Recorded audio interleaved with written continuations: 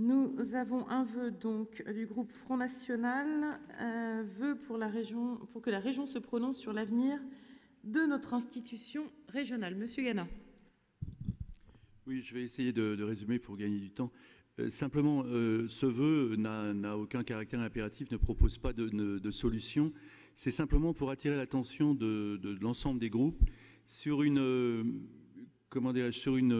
certain nombre de rumeurs, et ça va plus loin que la rumeur, de regroupement de départements, particulièrement la Sarthe, qui me concerne en tant qu'élu de la Sarthe, et vous sans doute aussi, Madame la Présidente, le Maine-et-Loire et la Mayenne, pour des raisons qui peuvent être admises en soi. Mais le problème, c'est qu'à ce moment-là, ça pose la question de la Vendée par rapport à la Loire-Atlantique. Et ça pose aussi la question du déséquilibre constant que l'État introduit tous les 15 ou 20 ans dans le fonctionnement des institutions locales, en créant une confusion. On l'a vu déjà d'ailleurs à propos de la formation professionnelle et de l'apprentissage, où il y a une remise en cause de ce qui venait d'être mis en place. Et donc, ce que nous vous demandons, Madame la Présidente, c'est d'essayer de savoir ce qui va se produire pour notre institution et pour les départements, puisqu'il y aurait un projet de modification qui reprendrait peut-être le projet qu'avait commencé à vouloir mettre en place Nicolas Sarkozy, qui consisterait à fusionner départements et régions, tout au moins électoralement, sans qu'on sache exactement ce qu'il en sortira. Or, il est évident que nous prenons des décisions qui nous engagent sur 1, 2, voire 3 mandats, sans aller jusqu'à 2050, mais néanmoins, il y a là vraiment quelque chose de préoccupant. Et beaucoup de maires ruraux font état d'une...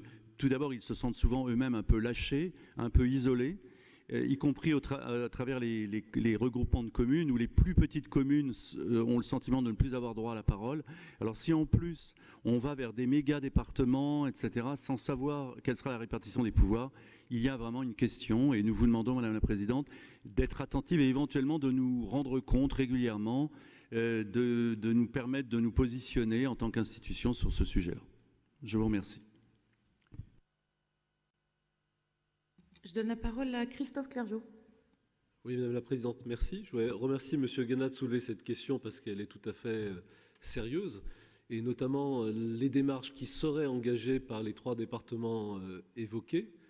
D'une part, c'est relativement cocasse de voir évoquer la fusion de 3 départements pour faire un méga département, alors que les mêmes ont défendu le maintien des départements au nom de leur fonction de proximité et d'organisation du territoire local. Donc qu'il y ait des recherches de mutualisation entre les départements est en soi quelque chose que je pense très positif. Mais cette démarche, si elle allait à son terme, serait de nature différente. Et du coup, alors je ne sais pas comment vous comptez la traiter, y compris dans le cadre de l'élaboration du SRADET, mais c'est une démarche de nature à totalement déstabiliser les Pays de la Loire comme institution régionale et comme communauté régionale équilibrée entre ces départements, ces villes-préfectures, son maillage urbain. On voit bien comment une telle démarche rouvrirait la boîte de Pandore des autres organisations territoriales. Et autant moi je souhaite qu'il y ait un dialogue interrégional plus fort et un rapprochement très fort entre Bretagne et Pays de la Loire, autant je trouverais très dommageable qu'une démarche de président de département puisse conduire de facto une déstabilisation ou rouvrir des débats de démantèlement de la région des Pays de la Loire. Sophie Bringui. Non, simplement dire que nous rejoignons les préoccupations qui viennent d'être soulevées suite aux éléments que nous avons pu entendre ici et là et lire par ailleurs. Nous ne voterons pas, nous, ce vœu, c'est juste parce que pour nous, ce n'était pas un vœu, en fait, c'est plutôt de l'ordre de la question orale, qui a tout à fait sa place dans cet hémicycle, et donc l'interpellation est la bienvenue. On trouve que ce n'est pas un vœu, quoi, parce que, voilà, mais c'est en tout cas une question orale qui avait sa place aujourd'hui. Oui, Monsieur Garba.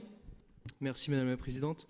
Effectivement, cette question nous interpelle également. Je voulais simplement rappeler, comme je l'ai fait il y a un moment lors de la dernière conférence des territoires et aussi lors de notre entrevue, que je souhaiterais que le Conseil régional puisse, lors de la prochaine, pas forcément la prochaine CTAP qui actera le contrat d'avenir, mais une future CTAP, que cette question puisse être soulevée par l'institution et que les présidents de conseils départementaux puissent s'en expliquer, puisque la dernière fois que j'ai posé la question, aucun d'eux ne m'a répondu. Merci.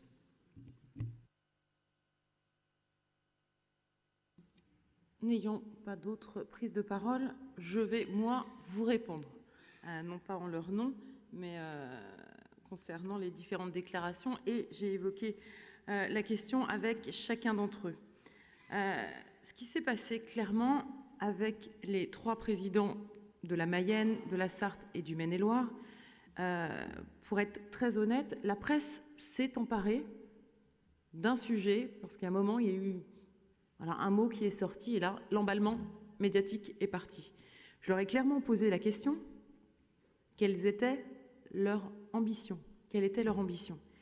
Leur réponse est très claire, et je pense qu'on peut saluer aujourd'hui la position et le travail engagé sur ces 3 départements concernant la mutualisation. Pourquoi? Parce que vous le savez, dans de nombreuses collectivités, notamment les départements, les finances sont de plus en plus difficiles. Donc, qu'un président de département cherche à faire des économies de fonctionnement, ça me semble tout à fait légitime, d'où la mutualisation qui est déjà engagée d'ailleurs, notamment sur les archives, et qui souhaite poursuivre. Mais en aucun cas, ils souhaitent fusionner les 3 départements. Ils me l'ont dit, ils me l'ont affirmé, ils vous le diront de vive voix lors d'un Parlement des territoires, et ils l'ont dit également par communiqué de presse, l'un après l'autre. Donc le sujet n'est pas d'actualité. D'autre part, quand vous évoquez justement qui est pas tout à fait du même niveau, parce que eux, c'était mutualisation. Il y a une déclaration d'un président de l'Assemblée nationale, député de la Loire-Atlantique, qui a eu, un matin, il s'est réveillé, il s'est dit, on va éclater la région des Pays de la Loire. Normal, c'est une région qui marche, qui fonctionne. Première, je vous l'ai dit ce matin, première en termes de taux de chômage, le plus bas en France. Première en termes de création d'entreprises. Et j'en passe, enfin première où il fait bon vivre et il fait bon travailler. Donc pourquoi, quand il y a une région qui fonctionne, eh ben on va l'éclater? Je ne sais pas ce qui lui a pris. Moi, j'invite, et j'ai invité M. de Rugy à s'occuper de la présidence de l'Assemblée nationale plutôt que de s'occuper de la région des Pays de la Loire. Alors, ce n'est pas parce que je suis présidente de la région et je veux garder mon précaré. Non. C'est qu'aujourd'hui, il y a besoin d'une proximité avec les acteurs. Quand j'échange avec mes présidents, les autres présidents, mes homologues des autres régions, clairement, la fusion de très grandes régions, je pense à la Nouvelle-Aquitaine, Rhône-Alpes, etc., la notion de proximité est très difficile. Pendant 2 ans, ils ont passé leur temps, non pas à faire des politiques pour leur région, mais ils ont passé leur temps à essayer de se marier entre 2 régions. Et aujourd'hui, au moment où on a besoin de proximité, où aujourd'hui, je le dis régulièrement, 80% du quotidien des Ligériens, c'est l'action de la région. Mais on n'a pas cette visibilité. Aujourd'hui, on a besoin de proximité. Tout n'est pas ici, dans cet hôtel de région. On agit au quotidien. Ça a été évoqué ce matin, ça a été évoqué à l'instant par Maurice Perrion dans sa commission.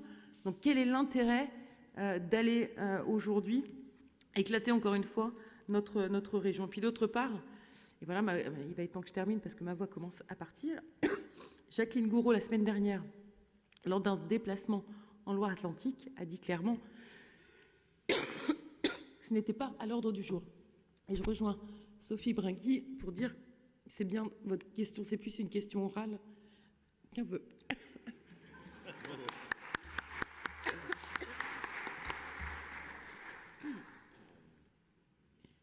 Donc on va passer quand même au vote.